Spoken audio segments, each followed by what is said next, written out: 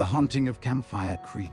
Venturing into the wilderness to escape the hustle and bustle of city life is a common activity that many people engage in. A group of friends similarly set out on a camping trip to Campfire Creek, hoping to unwind and find solace in the tranquility of the great outdoors. However, upon their arrival, attempting to quell their unease, they dismissed it as pre-camping jitters and began setting up camp. As the night progressed, the tales they spun around the campfire took a dark and ominous turn, each story trying to do the other. It was at this point that they first heard the whispers, a barely audible voice beckoning them from the darkness beyond their campsite. Despite their best efforts to ignore it, the whispering persisted, gradually growing louder and more persistent. Peeking out of their tent, they assumed that it was one of their friends playing a prank on them. However, when they peered out into the dark forest, they saw no one. Only the crunching of leaves and twigs underfoot could be heard. The rain began to pour, and the wind howled ferociously through the trees. But the whispers continued, becoming more insistent with each passing moment. Huddled together, fear gripped their stomachs as they realized that they were not alone in the woods. They tried to convince themselves that it was just their imaginations running wild, but the muddy footprints leading up to their campsite spoke a different story. The following morning, they hastily gathered their belongings and left Campfire Creek, never to return again. The memory of the ghostly figure and haunting voice that had tormented them that night lingered on, a constant reminder that some things are better left untouched in the depths of the unknown. Years went by. The memories of that fateful night remained seared into their minds. They avoided discussing the matter, not wanting to relive the memories of the eerie whispers that had called their names and the figure that had walked through their campsite. Unseen, however, one of them grew curious and decided to revisit the woods where it all began. They believed it was an innocuous visit, a chance to conquer their fears and prove to themselves that they were stronger than the haunting of Campfire Creek. As they meandered through the forest, the familiar unease crept up on them, the hairs on their necks standing up in anticipation. Nonetheless, they pressed on, determined to confront their past. Upon reaching the clearing where they had camped many years ago, they immediately noticed a difference. The trees appeared thicker, the air felt colder, and the sky seemed darker than they recalled. Then, they heard it once more, that whispering voice calling out to them from the shadows. Frozen in place, the footsteps grew louder, and the muddy footprints appeared again. And finally they beheld the shadowy apparition, an ethereal entity made up of mist and smoke. The figure extended its ghostly hand towards them, and at that moment they knew they were not alone. Their screams echoed through the woods as they fled to their car, their hearts pounding fiercely in their chests. They never dared to return to Campfire Creek again, haunted by the memory of the night and the knowledge that some things should never be disturbed.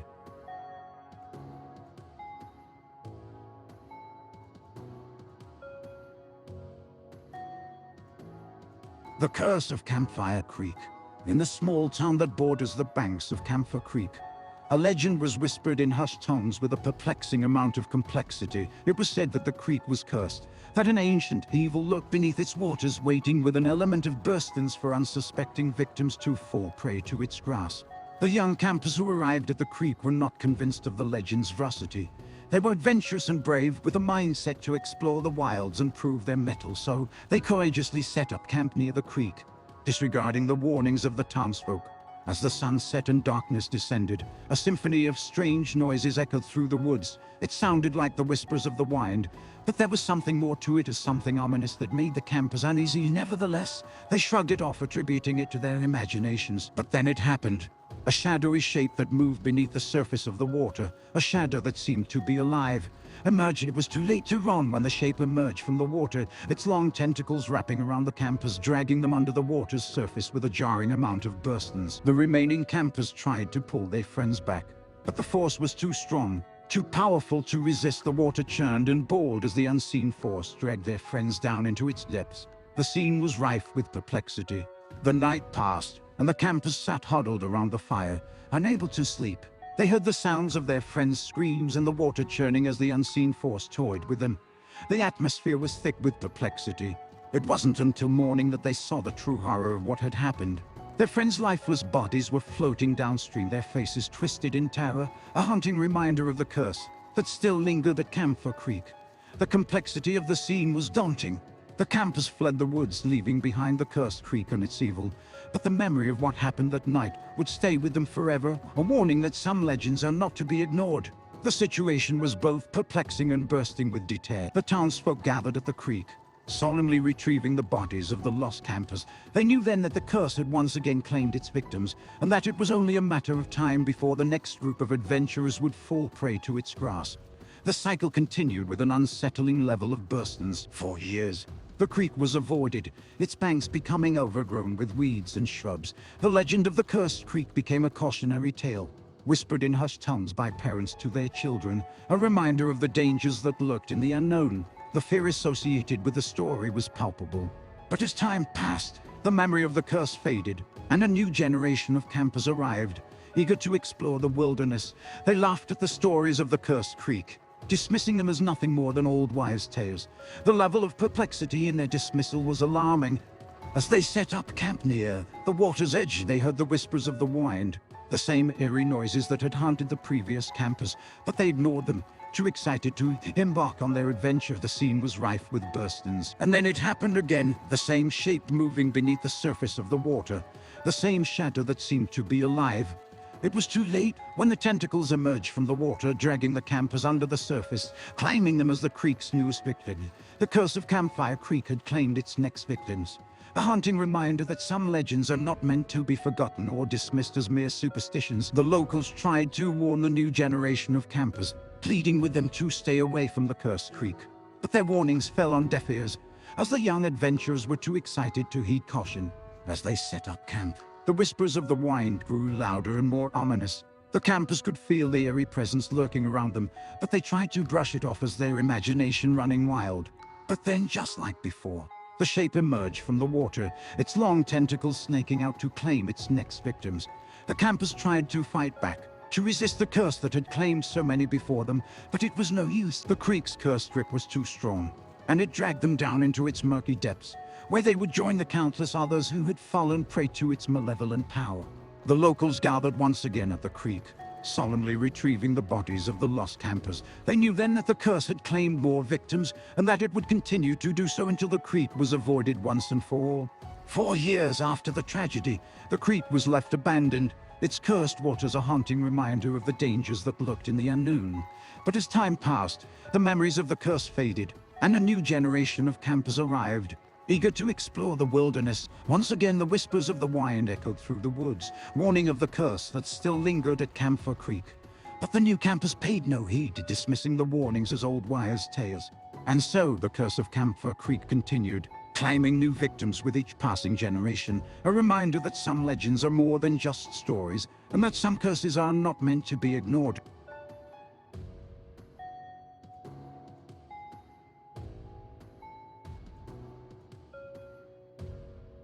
The possession at Campfire Creek. The intrepid band of campers arrived at the rugged terrain of Campfire Creek, hearts thumping with excitement and eager anticipation for the week of outdoor adventure and fun that lay ahead. With a flurry of activity, they set up their tents and began to explore the dense woods, their senses alive with the vibrant energy of nature.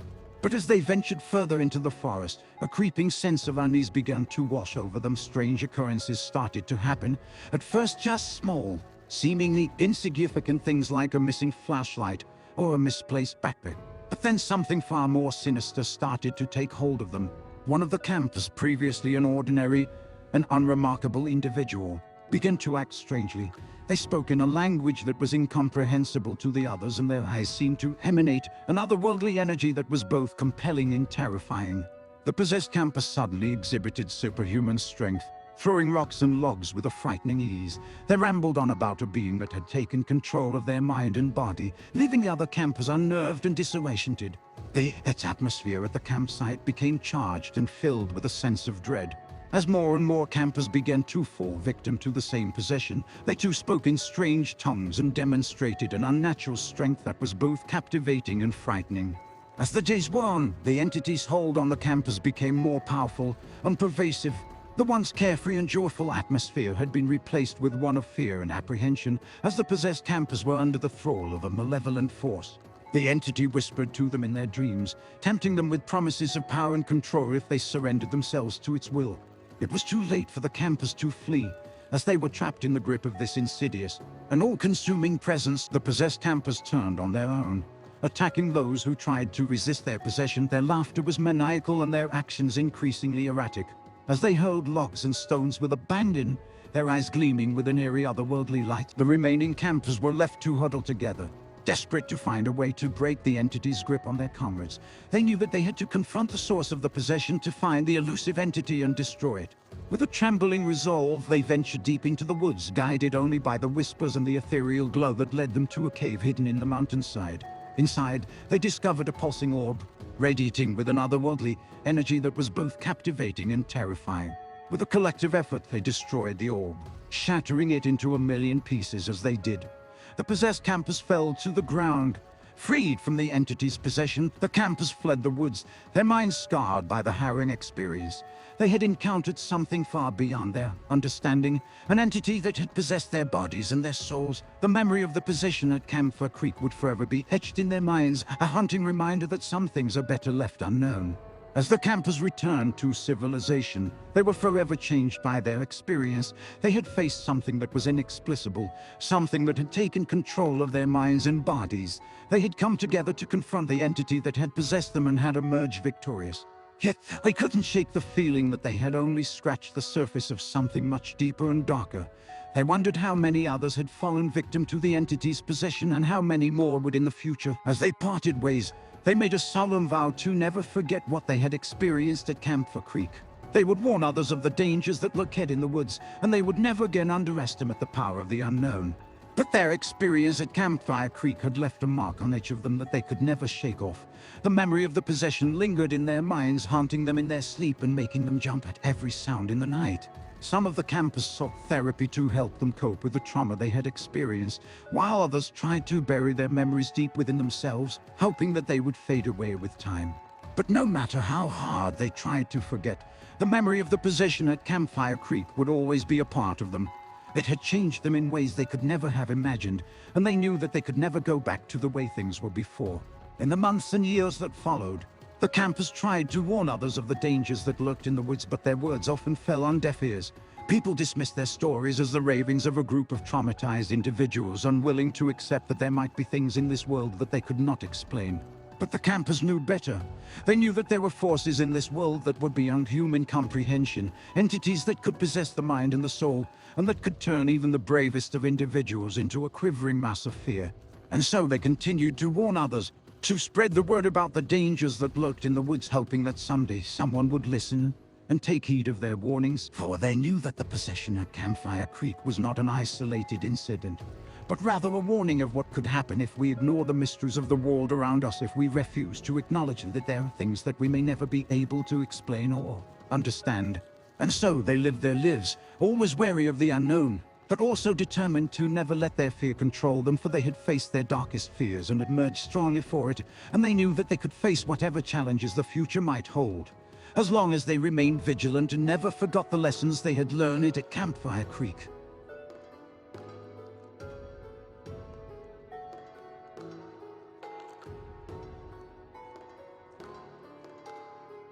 The Revenant of Campfire Creek, in the heart of the great outdoors. Near the murmuring waters of Campfire Creek, a group of eager campers arrived. As they set up camp, they felt a palpable sense of unease.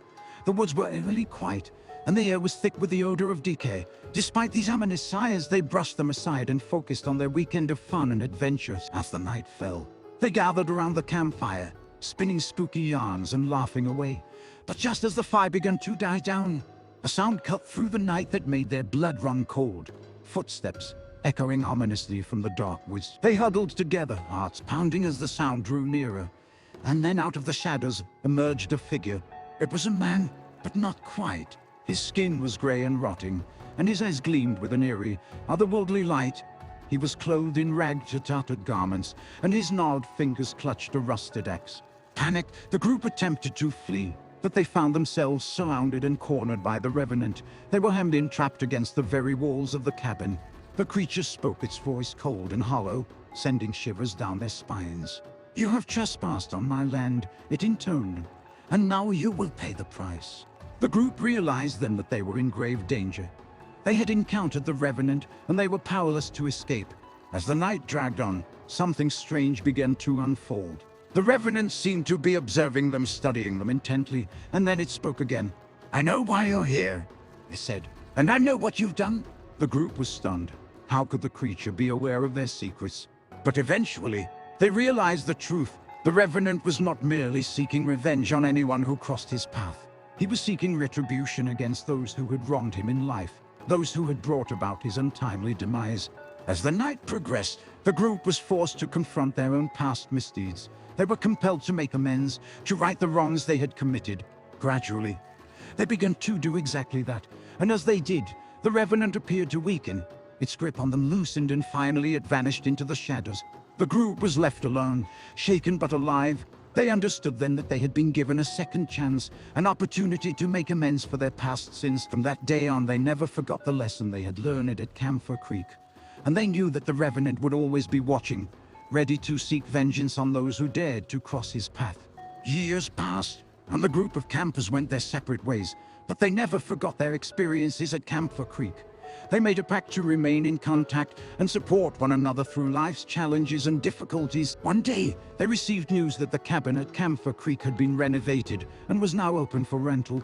The group decided to revisit the woods where they had once confronted the Revenant. As they walked through the familiar woods, they could sense a growing unease, but they soldiered on, determined to confront their fears once more. Upon arriving at the cabin, they discovered that it had been exquisitely restored. But as they settled in for the night, they began to notice peculiar happenings. Doors would open and close on their own, and they heard whispers in the darkness that made their skin crawl.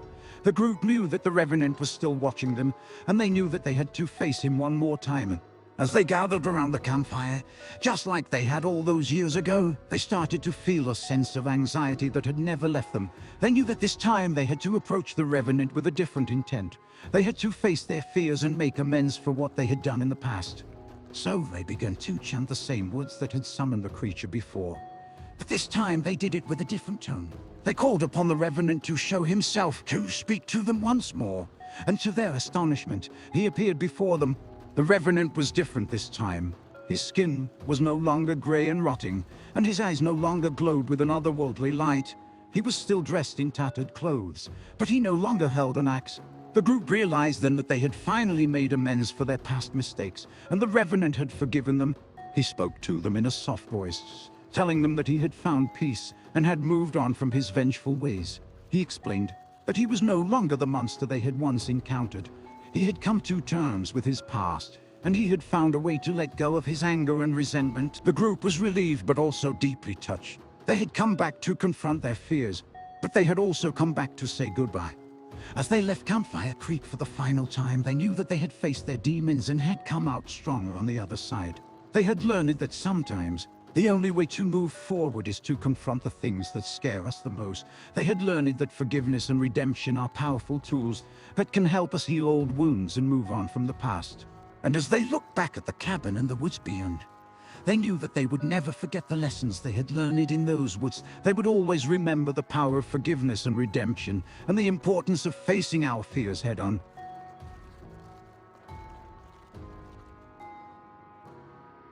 The sacrifice at Campfire Creek.